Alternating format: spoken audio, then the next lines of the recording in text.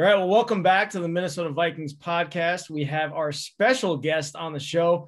Finally, we get a player back on this show because we're so excited with training camp just about a week away. And I'm alongside Gabe Henderson and Tatum Everett. And we bring in Ihmir Smith-Marsette, one of the newest members of the Minnesota Vikings. How excited are you to get back on the field at the TCO Performance Center? Man, I'm real excited, just be back around my teammates, coaches, get my feet back wet again. I just can't wait. I'm doing this at the highest level. So, I just love what I do. And I just can't wait to go back out there and, put them pads on this time. So you still haven't sniffed game action yet, but you have had rookie minicamp. You've had OTAs, all, mandatory minicamp. What's the experience like so far? Do you feel like, this is what you were expecting, or were there some surprises? The biggest surprise to me was how big the playbook actually was. Coming up to this level, you always hear, get in your playbook. So, I understood. I know I had to get in the playbook. But once I seen it, I'm like, I ain't never seen this many route concepts ever in my life. So, when they say get in your playbook, they really mean get in your playbook. So that it wasn't a surprise, but it was like wow, they wasn't playing when they said, that's the key thing. But, just being able to get out there and then, being able to practice, see how Adam Thielen, Justin Jefferson, how they practice, get in tune with them. And, just go out there, be around Kirk Cousins, He a great leader, believe it or not, on and off the field. Just a great guy. He got some spunk to him. He go out there, he have fun. And, what does spunk mean? Spunk, man, he got some swag. Gotcha. Yeah, so he do things and then he make outbursts and stuff like that, that people normally wouldn't see. It's just fun being around, everybody. So, I'm just happy to be back. Nice. Yeah. Someone's got to bring the juice to practice, though, when you're out there in the heat and things like that. I know that sometimes the speed of the game can also be something that you have to acclimate to. What was that like, getting accustomed to when you were out at rookie camp and OTAs? The speed actually, I felt like it was the same as college. Right now, at least, it's no pads on. We out there in the little soft helmets and stuff like that. So going out there, the speed wasn't as fast as it's going to be. A lot of people say the game speed going, be more intense, come training camp because we got pads on and, people actually really going to be getting hit and stuff this time. So, as far as right now, the tempo wasn't that bad. I noticed that, in this league, you got more time, believe it or not, when it comes to, route concepts and being able to have time in your routes. And the college level, it was bam, bam, bam. Got to hit it right now. If it's not there, then it won't be there. But this level, it's all right, quarterback, you got some time to, wait for him to get open. So I really like that part about it. And, just go out there having fun, believe it or not. I can't wait. I love hearing the playbook comment from you because we talked to BC Johnson, I think a few years ago, right before his first training camp. And he said, the biggest thing is literally going into my dorm room or wherever he was, hotel room, and studying that playbook. He attributed all of his success in the preseason to how he was able to learn the playbook and learn the plays, know where he needs to be in certain spots. But my biggest question to you is, I think Vikings fans want to know this too. What is your best attribute out on the field that's going to translate from the college game to the NFL? I don't know if this is an attribute or not, but just my ability to go out there and have fun and be myself. That's an attribute. That is definitely.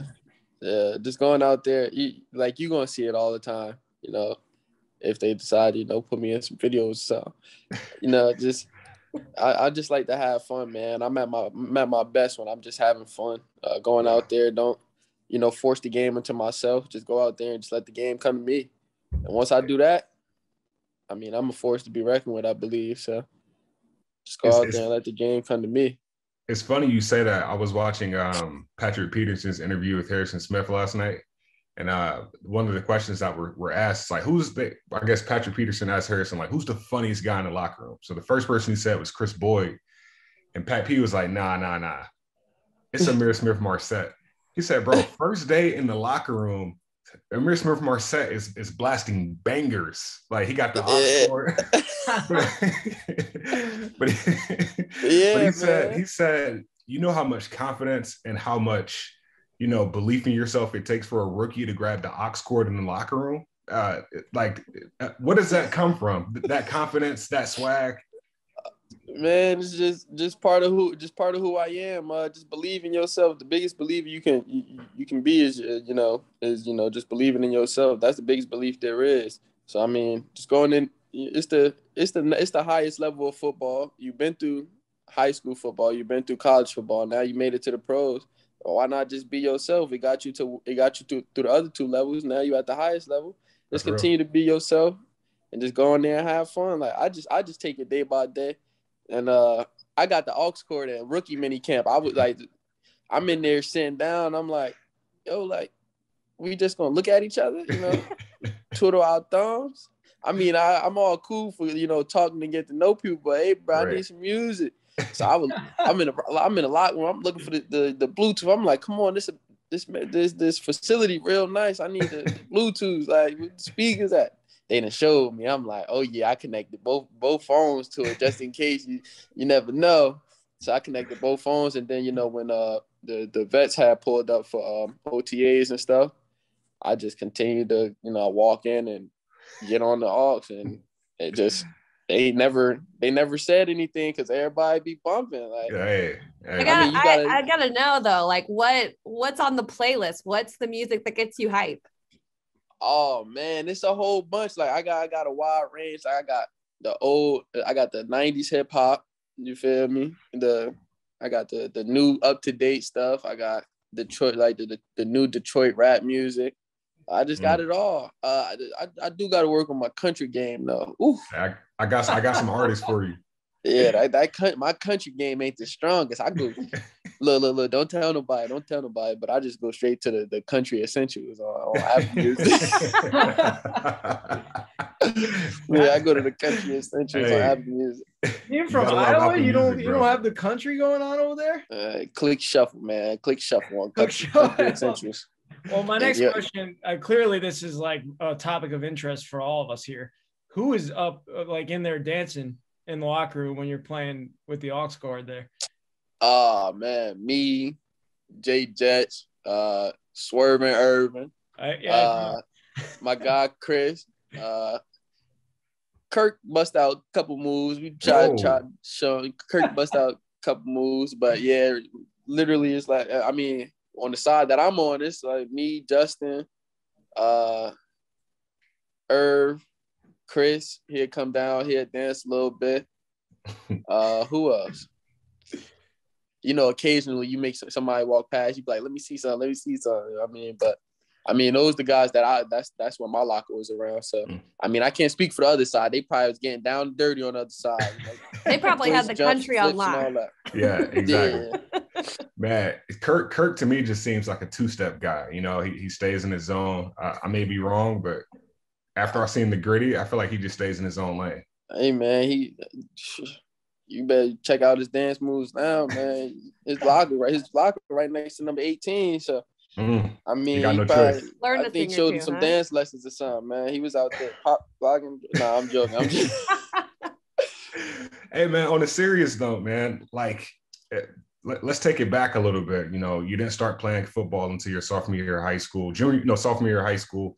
Mm-hmm. And then that progressed to going to Iowa, being special honorable mention, All-American, and so on and so forth. But high school, you were playing water polo, swimming. So I'm assuming you're still the best swimmer on the team. But how did that translate to the game? Yeah. I mean, I ain't meet no more swimmers, on the team. So I'm definitely gonna take that award. If I don't get no other award, I'm taking best swimmer. But it definitely attributed to my success on the field just because, the shape my body was in was, real different. Coming from the pool, you working out every muscle, gaining the edge like that. I was able to move differently on the football field, like, so to speak, a little bit more wiggle. Yeah. And then side to side, and then just being able to run nonstop.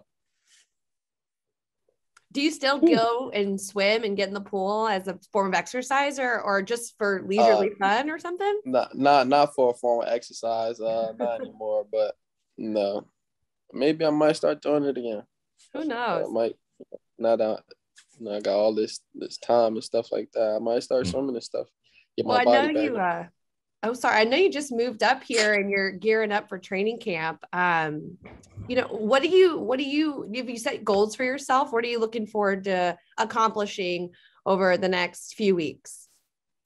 The next few weeks? Well, first, going into training camp, getting into training camp, but I got 3 things, I mainly want to work on. In training camp, going out there being more physical. That's one of them. And then work on attacking the ball more, in and out of routes. And then, my release game at the line. So, those are my main focus points when it comes to training camp. And then, outside of training camp, just finish putting my place together. That's my first place. Just, I don't want to, spend too much time on, worrying about this, but I just want to get my place together. And then, the other 3 things, that's really what I fully want to work on when it comes to the football aspect of it all. Yeah. My last question for you is what you see your role being on this team. Obviously, you see who's in that wide receiver room. We've all seen what you can do on the special team side of the ball. So where do you see yourself fitting into this offense and possibly the special teams unit? I see myself making an impact wherever the coach put me, wherever, they decide to, put me in the game, if it's punt return, kick return, slot, outside, just wherever they put me at, I'm going to go in there and put my best foot forward. I just can't wait to go into camp and, just play some football. I heard that, man. We'll get you out of here with this because when I interviewed you after the draft, I asked you what your play style was, and you said you're a ticking time bomb ready to explode. Mm-hmm. And just fast forward to now, I talked to Keenan McCardell the other day, and I was like, man, like this guy's exploding on the scene. He was like, yeah, like he's doing it.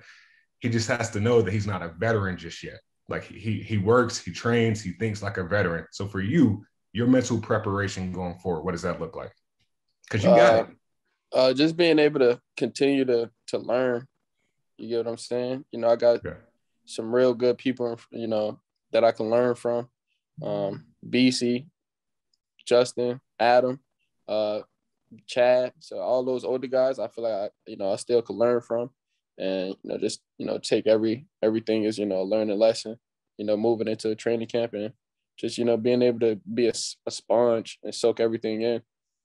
That's really the biggest thing I can do going into camp. Cool, man. Well, I want to call you Smitty, but it's a Marcette on the end, but appreciate it. Yeah, man. I like the ticking time bomb thing, though. Oh, yeah, for sure. I'm telling you, man, I'm out there having fun, man. I'm telling you, this dude ain't just do that. Yes, I did. Well, thank you so much for doing this. And, we look forward to seeing you out there at TCO Performance Center. I appreciate it. Thanks, Ihmir.